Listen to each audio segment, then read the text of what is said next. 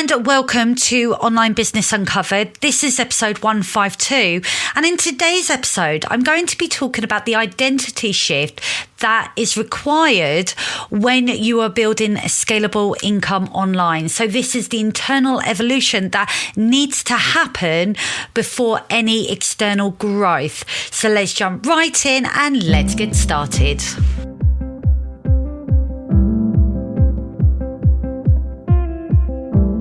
Welcome to Online Business Uncovered, the show that lifts the lid on what it really takes to turn your brilliance into digital products, passive income, and time freedom. I am your host, Karen, an online business strategist, course creation expert, and your go-to for building a business that works for you and not the other way around. If you are an ambitious entrepreneur feeling overwhelmed, burnt out, or maybe you're just ready for a smarter, more sustainable way to grow, then you're in the right place. Because each week I'll be bringing you inspiring conversations, practical strategies, and step-by-step guidance to help you create scalable, repeatable digital products that sell even while you sleep. So if you're ready to stop trading your time for money, reclaim your time, and finally build a business that gives you the freedom that you deserve, hit subscribe and tune in every Thursday.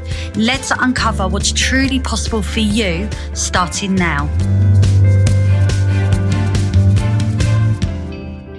Hello and welcome back to another episode of Online Business Uncovered. This is the podcast that helps you turn your expertise into digital products, scalable income, and genuine time freedom. I'm your host, Karen, and I really do appreciate you pressing the play button to listen to today's episode.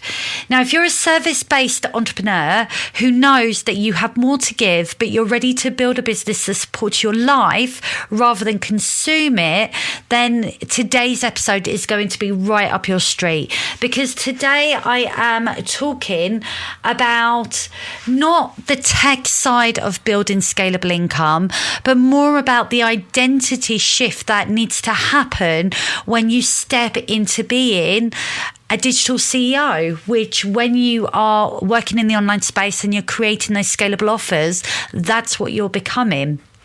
So today's episode is probably a little deeper than my previous ones. So I'm not going to be talking about funnels or platforms, and I'm not even going to be talking about what digital product you should create. It is going to be about identity, because as you grow in your business, you, of course, grow in your identity as well. And sometimes there can be a misalignment as to how we think we're showing up and how we're showing up, but also how we need to show up as well. So in last week's episode, I shared about how I have recently rebuilt and restructured my entire membership platform. And it kind of reminded me of something that I think is really important. When we are scaling our income, it isn't just a strategic shift. It is also an identity shift as well. And I don't think we take that piece into account, because if your identity doesn't evolve, then naturally your income's not going to evolve either. So today's episode, I really wanted to talk about the move that I made from service provider to digital CEO, and letting go of the control, because I realized that I have very little control over most things, and choosing systems over constantly doing things, and why growth can feel really uncomfortable before it feels expansive. Now, I work with so many incredible, capable, experienced, intelligent business owners. Honestly, the humans in my world are amazing. I network and I meet a lot of people, and when they are talking about what they do and what they've created for themselves, I am literally in awe, because it is not easy starting a business. It's not easy running a business, and it certainly isn't easy growing a business. So I do sit in awe of other business owners that are literally smashing their goals and following their dreams as well, because that does take guts. Now, something that I have come to recognize through conversation is that A lot of business owners are brilliant at what they do. They know their stuff. That's why they've started a business in the first place. They have also achieved results for their clients, which is why they're still in business. And of course, they are fully booked because they are good at what they do. However, behind the scenes, in those moments of honesty, they are absolutely exhausted because the reality is that their income is directly tied to their time. And they only have so much time available to work on their business. And they're capped because their time is restrictive, therefore their income is restrictive as well. And they can't build scalable income with a service provider identity. You can, of course, increase your rates and what you charge. You can streamline. You can tighten your calendar. So maybe you meet less people, but maybe you charge more. And you can even build a team. But that then opens up a whole host of other issues because then you're dealing with people management. But the reality is, if your business still relies on you being present for every pound earned, there is always going to be a ceiling, and there's no way of getting away from that. And that ceiling is always going to be your capacity, what you are able to do. Now, that's not a strategic issue by any means. It's an identity issue. Now, what I mean by that is a service provider usually thinks, how can I deliver this? How can I fit this into my current workload? How can I customize this for the customer I'm working with? How can I be more available? It's very hands-on and reactive and very time-based as well. Now, a digital CEO will think very differently. So this is somebody that often sits in the online space and has created products and offers that they can scale. And usually what they're thinking is, how can I deliver this without me being present? How can I build this once and sell it on repeat? What systems do I need to support me to achieve my financial goals? And how do I remove myself as the bottleneck? So a service provider will often focus on the doing, whereas a digital CEO will focus on designing assets and systems to support their growth. And I think that is two very different approaches and, of course, mindset as well. And I think until that shift happens internally, where you start letting go of you being in the driving seat and you being that person to deliver everything and do everything and be everything, I think scaling is always going to be a challenge, because often a service provider that is trapped in that time for money model will only be seeing the work that they do. So it does require a shift in identity to be able to scale. So I do think this is an area that a lot of people will get stuck, because I think stepping into a digital CEO role means letting go of control. So it means that you're not going to be in every single message, you're not delivering everything live every time, and you're not customizing every detail for every person, and you're not there at every single stage. And if you've built your confidence on being excellent at delivery and really catering to the requirements of your clients, that in itself can feel really uncomfortable. And I know I've had conversations with other service providers where we have explored the online world and creating offers that sell on their own without any personal involvement. And the conversations are really interesting. It does make people feel very uncomfortable. I wonder if that usually stems from a place of ego, with the thinking of that something can't possibly be done right or to a high standard if I'm not involved. But I think that kind of thinking is what keeps people stuck, because they can't see beyond their own delivery. When you decide to move into creating those scalable offers, like creating memberships or building online courses, it's a very different mindset, because suddenly it's about, how can I deliver this pathway that I know moves somebody towards a solution in a way where I don't have to be there to help them get to the end. So it's a very different way of thinking. Now, when I decided to move in my membership to a new platform, and for those of you who haven't yet listened to last week's episode, I spoke about how I moved my membership from Mighty Networks, which is a really great platform. There's nothing wrong with Mighty Networks, but how I've moved it to a brand new platform simply because of my intentions around the growth of my membership. And I just got to a point where I felt Mighty Networks was becoming more restrictive. And so I took the plunge and I moved it to a brand new platform. Now, that platform that I've moved to is called membership.io. And just as a side note, it's absolutely brilliant. And it's right on my street, because you get creative control over how you deliver your content. So I love it. And my membership looks amazing.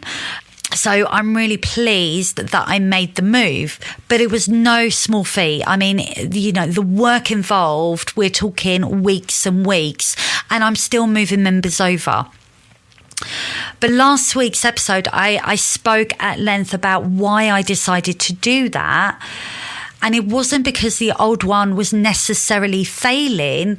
It was more about the new one supporting my growth. So very different, because sometimes I think we choose things because of where we're at.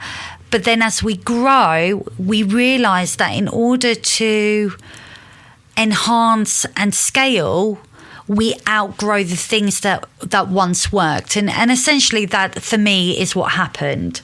So Mighty Networks was great. It got me off the ground. It helped me to create an environment that my members could come into with everything they needed. I had a community area that I could use to support my members, and it supported my results. And it was interesting, last week I was looking, because where I've been downloading everything before I closed the platform, I was looking at my financial figures, and actually the membership model that I attached to my business has been really lucrative. And I didn't realise how much so until I dived into the financial data. So again, as a side note, if you're sitting there thinking, should I build a membership for my business? I would highly recommend it, because it is really quite lucrative. And what I love about it is that most days in the month I am earning. I have payments made to my account most days, and I love that. And because of that, you get into that rhythm of wanting to scale it. So the new membership platform that I've moved to will help me to do that. And I just like the user interface. It just feels so much better, and it's more aligned with where I want to take my membership. Because I wanted clearer pathways, I wanted structured phases, and also what's really important for me and my membership is that I want to provide the end-to-end journey. So if somebody's coming into my world because they're looking at creating offers, I want to be able to support them with getting started, but also help them to launch and sell them. Because I didn't want something that just did half the job. If you're going to do this, let's go all in and I'll help you get there. And that's where my membership really, I think, has so much value because of the way I've built it out. And like I say, my new platform has just enabled me to enhance my thinking and create a far better approach to something I had already. my intentions on moving were very much led by the need to grow. And I think growth often requires you to release what once worked, even if it's really hard. And I think alongside that, there's an identity evolution as well. Because when I launched my membership sort of 19 months ago, 20 months ago, I was in a complete different place. I was starting something that I had no idea about. All I knew that I was prepared to give it a go to see where it would end up. But over that time, I have lent into the role of becoming a membership host, to building a community, to providing more support, to showing up on my coaching calls, to supporting my members, to doing all of these other things that I wasn't doing before. And I think really what it's forced me to be is a leader in my own business and to lead in my community as well. Now, the thing is, and I think this is true of society as much as in business, we're often conditioned to believe that any type of growth that we have requires us to do more. You know, in order to get to that person we want to become, to have the things we want to have, somehow we have to do all of this extra stuff to make it happen. I don't necessarily think that's true. I think it's about identifying what doesn't work and making a shift. So instead of thinking that you need to work longer, or you need to take on more in your business, or you need to show up everywhere in order to build your visibility, or maybe you need to be available all the time in order to have successful client relationships, then by doing all of that, you're naturally going to have more. And I just don't think it's true. I think that by doing that, you're just going to burn yourself out. I think with growth, it requires you to create things in your business that is going to support you so that you can then focus on the things that matter. So what I'm talking about is creating systems that support the growth of your business, or building assets that you can scale to generate more income. So it's not about doing more, it's about doing the right things that's going to lead to more of that growth. And I think if you want freedom, and I'm talking about real freedom, you have to build systems into your business. So systems for your offers, for your onboarding process when you take on clients, for your marketing, for your sales, and for your delivery as well. So that you're not having to work longer hours or just be absolutely fantastic at what you do, but because you're doing everything, you're just burning out. And I don't think scalable income is about making yourself busier. It's about being intentional with the work that you're doing. So I could keep with the platform that I've just moved away from. I could keep with Mighty Networks. It was a perfectly good platform for me to run my membership on. But if I want to build out the membership that I envision, if I want to support my members in the way that I know I can, and I want to create a better experience and have more available for them to have access to in order to achieve their goals, then yes, I could stay with Mighty Networks. But actually, for me to grow, for my membership to grow, and for my members to grow, Mighty Networks was not sufficient enough. And so, yes, there was more work in moving over to the new platform, but now I have that and I have the systems and I have everything in place, I can scale it more easily. So for an intense period of work, actually what I've given myself is so much more opportunity. And that's because I now recognize myself as a digital CEO. Because I'm thinking about scalability and how I can get things working better when I'm spending time with my family.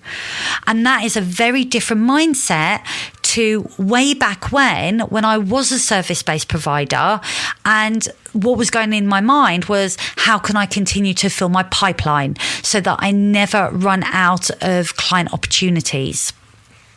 So I think it's about really digging into being intentional and designing assets in your business that are going to generate you the revenue without you having to be present every single time. So creating that structure, and by creating that structure, you're going to bake in that freedom because you're setting everything up to work without you.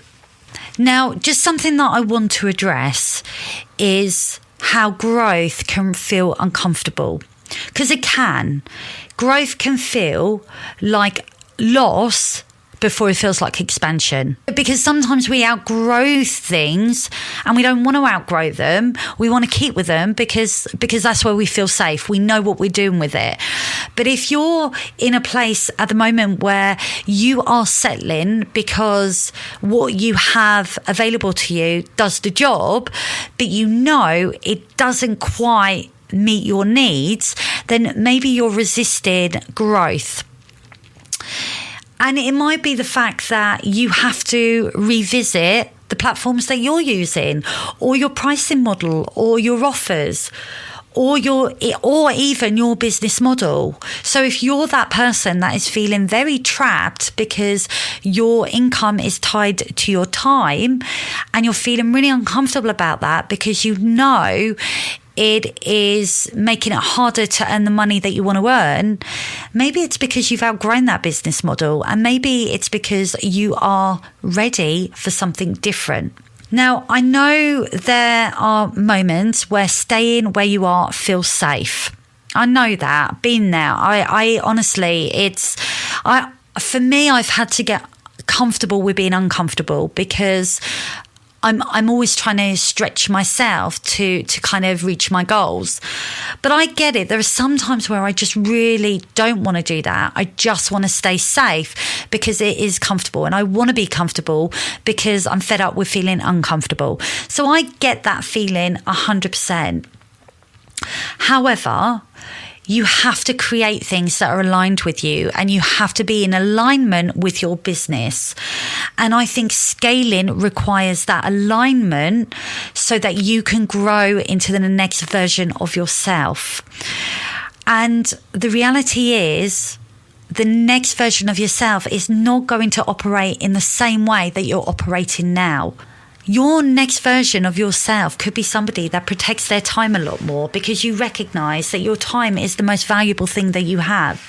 Or it might be that next version of yourself is building scalable assets, or it's creating more structure in your business, or it's making decisions based on long-term leverage and not short-term comfort. And by doing that, there is an identity shift that's going to take place because you're stepping into a new version of yourself that is taking control. And you're identifying the fact that certain things are not working for you anymore. So you're stepping into becoming that leader in your business.